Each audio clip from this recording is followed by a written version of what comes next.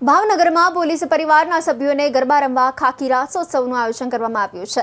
નવરાત્રિમાં પોલીસ કર્મચારીઓ સહિત પોતાની ફરજ પર હાજર હોય છે, ત્યારે પોલીસ કર્મચારીઓના પરિવારની મહિલાઓ અને બાળકોની સુરક્ષાને ધ્યાનમાં લઈને ગરબાનું આયોજન કરવામાં આવ્યું હતું। જિલ્લા પોલીસ અધિક્ષકના પ્રયાસથી ડીએસપી ગ્રાઉન્ડ ખાતે ખાકી રાસોત્સવનું આયોજન કરવામાં આવ્યું હતું, જેમાં 1500થી વધુ પોલીસ પરિવારના સભ્યોએ ગરબે રમવાનો આનંદ લીધો હતો। મિત્રો માટે ભાવનગર પોલીસ હેડક્વાર્ટર ખાતે ખાખી રાસોત્સવ ગરબાનું આયોજન થઈ રહ્યું છે। આ વર્ષે પણ ખાખી રાસોત્સવનું આયોજન પોલીસ પરેડ ગ્રાઉન્ડ ખાતે કરવામાં આવેલું છે।